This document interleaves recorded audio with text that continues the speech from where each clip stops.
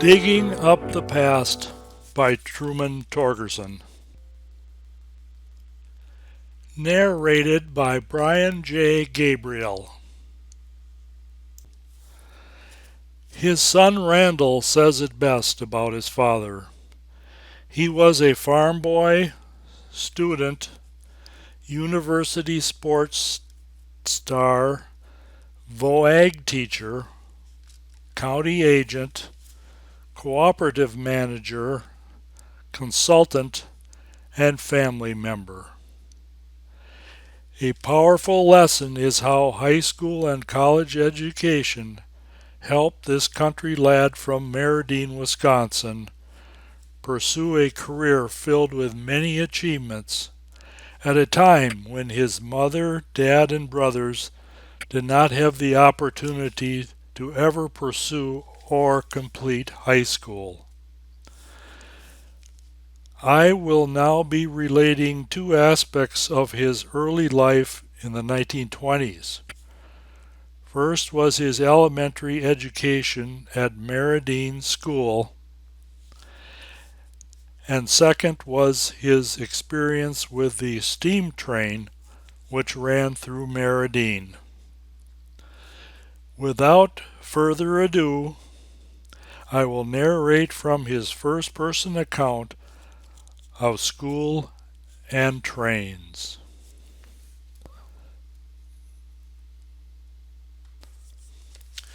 Introduction. I have chosen to write about the past to preserve some of its intimate flavor, knowing full well that already much of our family history has been lost and swept away like driftwood snatched by the Chippewa River. I would like readers of this treatise to picture my home farm when I was a boy.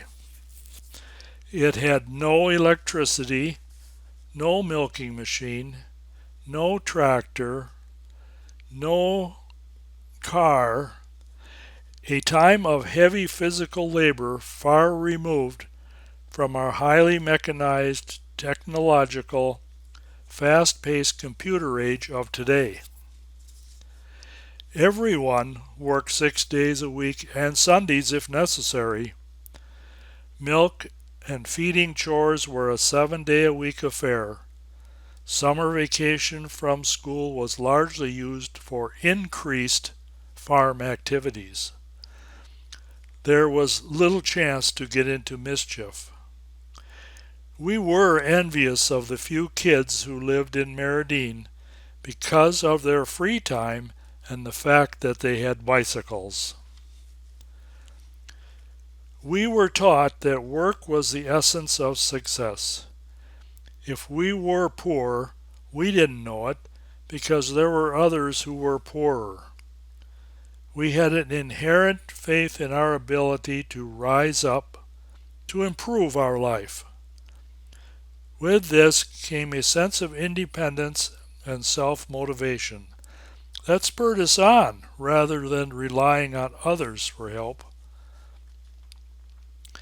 Each family member, boy or girl, had their specific work assignments commensurate with their age. The kitchen wood box had to be filled daily, as did the reservoir attached to the cook stove, by us boys. We also had barn chores that had to be done, such as feeding the calves, cleaning the gutters, currying both cows and horses, throwing down hay from the mow, and silage from the silo, to name a few. The common water pail had to be filled several times a day. The girls had to help with the dishes, bed making, furniture dusting, floor scrubbing, baking, cooking, and sewing. We didn't know what a paid allowance for work meant. Make do with what we had was the rule of the times in the 1920s, even more so in the 1930s. Hand-me-down and remade clothing with patching and mending of holes was an absolute necessity. Even the grown menfolk wore faded and mended shirts and overalls, until their repair became a hopeless job.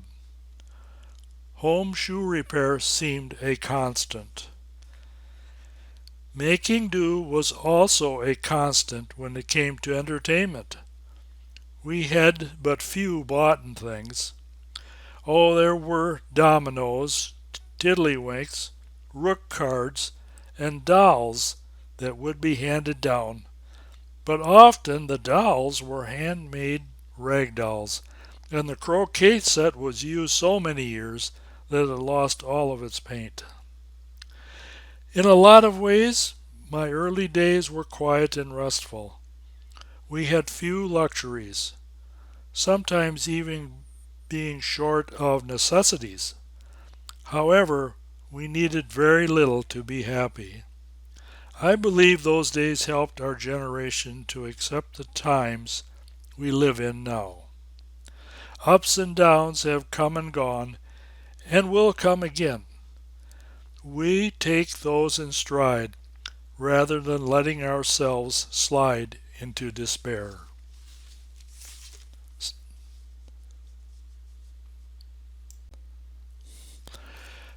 Grade school.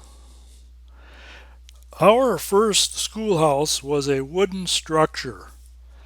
It consisted of one large room with individual desks for all of the children, grades 1 through 8, and an entry hall where we hung our winter coats and lunch containers, usually a 2-quart tin syrup pail. At one end of the hall, a day or two supply of wood for the jacketed stove was stacked. At the time I went to school, there were 20-some students. The older boys were assigned such chores as bringing in the drinking water and chunk wood for the stove. The older girls washed the blackboard, dusted the erasers, and swept the floor. Teacher's desk was in the front of the room where classes were held. Subjects I remember were reading, writing, that was the Palmer method, arithmetic, civics, geography, history, and spelling. The one-room Meridean school which I attended, the teacher taught all 8 classes. One of the advantages of 8 grades was that the younger students could learn by listening as the teacher taught the older classes. When mentioning the Palmer method of writing, I was reminded of learning to write with pen and ink. The ballpoint pen is one of the most common things around today. But have my readers ever thought what their ancestors' writing tools might have been? Well, I've read of wing feathers sharpened to a point being used. But in my time, every desk in school had an inkwell in the upper right-hand corner. Each student would have a wooden pen point holder into which would fit a metal split-end pen point. We dipped the point into the glass inkwell, rubbing it against the side of the well so as not to have so much ink that a drop might fall on the writing paper, or the writing be so heavy that the letters would run together. Worst of all, it would take the ink so long to dry it might smear. Of course, everyone had an ink blotter in his or her desk. These blotters were absorbent on one side and were about the size of a postcard. Then came the fountain pen, which had a rubber bladder inside that held considerably more ink. What a luxury it was! It was less messy and it could be carried in the shirt pocket because there was a cover for the pen end with a clip on it. Every day of school began with a salute to the flag and the singing of America. A recess was held in the morning and again in the afternoon, with a full hour at noon. During these respites from the classroom, we used the teeter-totters, swings, or played pum-pum-pull-away, baseball, jail, or just plain tag. In the winter, it would be fox and geese, building snow forts or snowmen, or plying our time throwing snowballs at each other when the conditions were right. Discipline never seemed to be too much of a problem, although the mischief makers would have to stand in a corner facing the wall. I do remember one teacher in particular who would call a repeater to the front of the room and then ask him or her to hold out their hands, and she would rap them sharply with a ruler. We were especially behaved the day the county supervising teacher or superintendent visited our school. The latter made quite an impression. He was well dressed in a dark suit, was heavy set, and walked with a distinct limp. The heavy gold watch chain draped across his ample stomach also caught my eye. Subsidized school lunch programs were unknown in the 1920s, but we did have something akin to them. During the winter months we would have hot cocoa or soup at noon. Teacher heated them on the top of the big jacketed wood stove. I believe she was able to buy the ingredients from proceeds of the annual box social that was held every fall. Our school's box social usually drew a big crowd. Here each schoolgirl and her older sisters at home would bring a box lunch for two, beautifully wrapped. An auctioneer chanted for bids. The men folks would bid on the boxes, bidding up the prettier ones in hope of getting the teacher's or some other favorite. The girls always dreaded having certain menfolk bid on their lunches, being leery of having an old bachelor get theirs. Halloween was also a big occasion in our day. Often a school program was prepared for the big day. All youngsters made jack-o'-lanterns out of pumpkins. A candle would be placed inside and lit evenings, and the pumpkin set in the window. I was always envious of my friend Alfred Jevney's pumpkins, for he always outdid me when it came to carving the mouth and teeth of his pumpkins. They were nearly perfect, while mine would come out crooked or one-sided and misshapen. One of the great curiosities after Halloween was to see what the goblins and pranksters had been up to.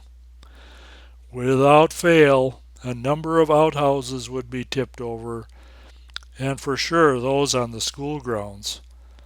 I'll always remember one Halloween when next morning neighbor Mel Enerson's buggy had been perched atop the church's horse shed. When I was midway through grade school, we moved into a new brick building. It was really deluxe compared to the old one. It had a full basement where we could play in inclement weather. It had a furnace and wood room plus indoor toilets. The upstairs was far more roomy than the old school. The many windows on the entire north side made it far more pleasant and provided much more light. We now had a library room, as well as a front hall where we hung our clothes and dinner buckets. One of the games we boys played in the basement was hockey. We used wood branches curved at one end and homemade pucks. Since we played barehanded, we often wound up with black and blue knuckles.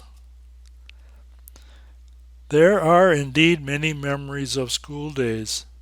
Since a creek ran between our farmstead and Meridean, a shortcut to school was to walk the plank. Dad had placed from one bank of the creek to the other. As a first grader, I didn't have a lot of confidence crossing the plank. Eventually, of course, there was nothing to it.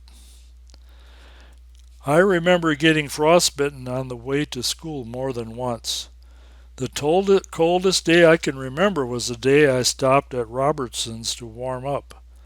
Sig said the thermometer read 42 degrees below zero. Another memory is of the leaf house the older boys built each fall. It was probably 6 by 8 feet and 3 feet high. Where they obtained the branches to support the leaf roof, I don't know. Nor do I know what went on inside. We young ones were kept out. What I do know is that a lot of laughing went on inside when the boys were in there alone, and that they would often struggle to get an older girl in there with them. The annual Christmas program was the highlight of the year. The teachers spent much time preparing us for the program. Besides learning our skits and pieces, we would erect a stage by placing planks on cement blocks. Bed sheets from home were strung up and held in place by safety pins for stage curtains. Bright red crepe paper was tackled to the planks to hide the cement blocks, as well to make it pretty. Certain older boys were selected to set up a large Christmas tree. To provide extra seating, planks were set on blocks around the perimeter of the room and several rows across the back. Teachers orchestrated the program, mixing songs, poems, and a skit or two.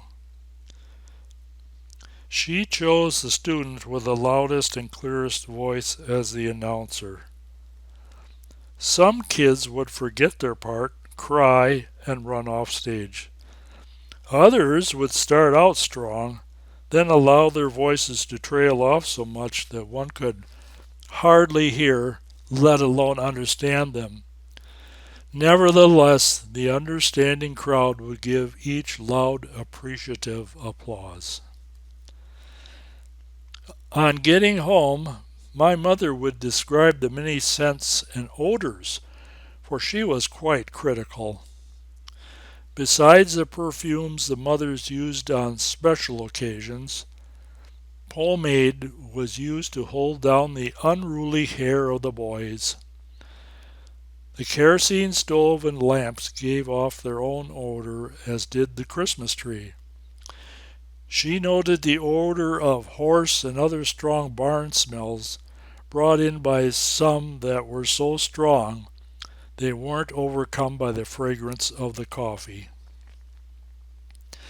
I am sure my memories are indeed different from anything our children or their children will ever have.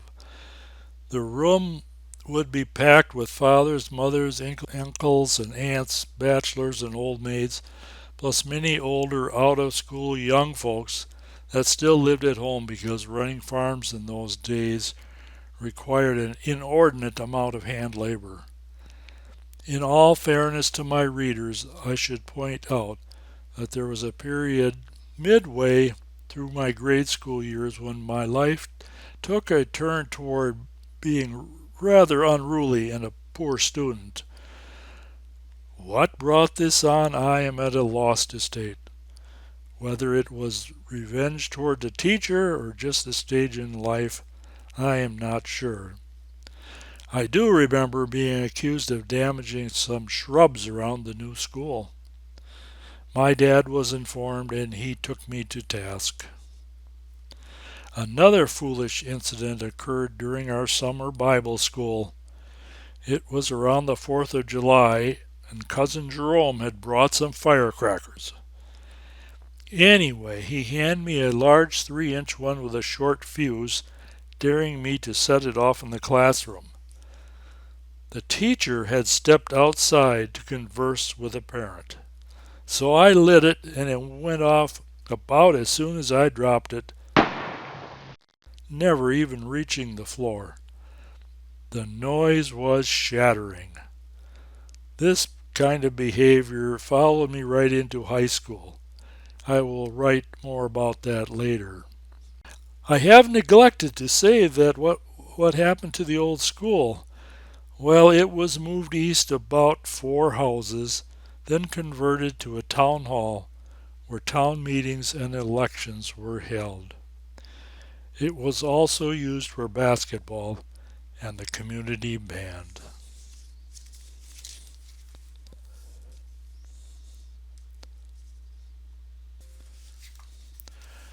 Trains. The Meridean Depot was the hub of activity twice daily when the Milwaukee Road stopped with the mail, passengers, freight cars, and many other items of commerce. It conjures memories of a huge hissing steam engine and a uniformed conductor calling, "All aboard!" It was always a thrill if we happened to be at the depot at the time. The hot, steamy wheezing of the engine, the unloading of mail bags and freight onto the wagons, then the throwing on of local mail bags and perhaps a half-dozen dressed veal calves that Hank Bauer was shipping to Chicago. Here, also, Dad would unload a carload of lime that he and several other farmers had ordered shipped in. Art King would often have a carload of horses shipped in from the Dakotas or Montana. Sometimes I could see the firemen shoveling coal into the huge blazing red firebox. Here also was where I had my first experience with trains. Sometimes the freight cars would be in our way from our side of the farm, so we had to crawl between the cars to get to the depot. By the time we were in 6th grade, we would jump on the cars like a brakeman, ride until the train started to pick up speed, and then jump off.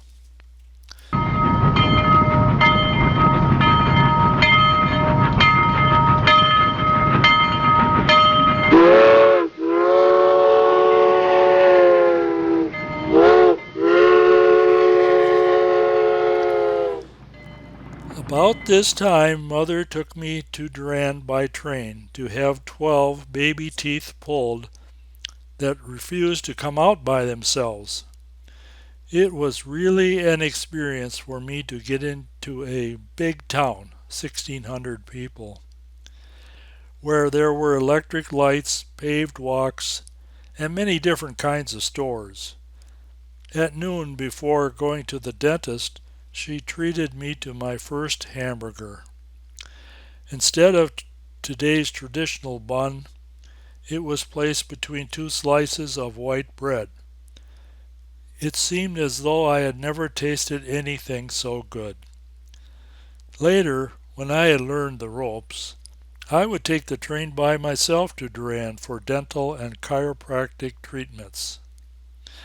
I dreaded the latter, for the chiropractor was from the old school and would sharply twist my neck so hard it would crack. Worse was when he tripped the leather table upon which I laid my face down. The vertebrae crack was often even louder. If I remember right, the round-trip fare to Durand was 18 cents and to Eau Claire 25 cents for the 28 and 34-mile round trip. Train rails, ties, and spikes were another part of growing up. We used to hike down the tracks some 2 miles to visit our cousins Lyman and Obert Cleven. Walking the rails became a contest to see who could stay on them the longest. It was fascinating also to put our ear to the rail. When we heard them hum and vibrate, we knew a train wasn't too far away, so we got off the tracks. When the train approached a crossing, we would hear the woo, woo, woo of the steam locomotive. It was fun to watch and wave at the engineer or fireman as the monstrous engine and freight cars roared by. We would wave again to the conductor when the end of the train with a passenger car or caboose came by. Another privileged experience was to ride the section cruise car as the foreman hand pumped us along the rails until we came to the first crossing out of town.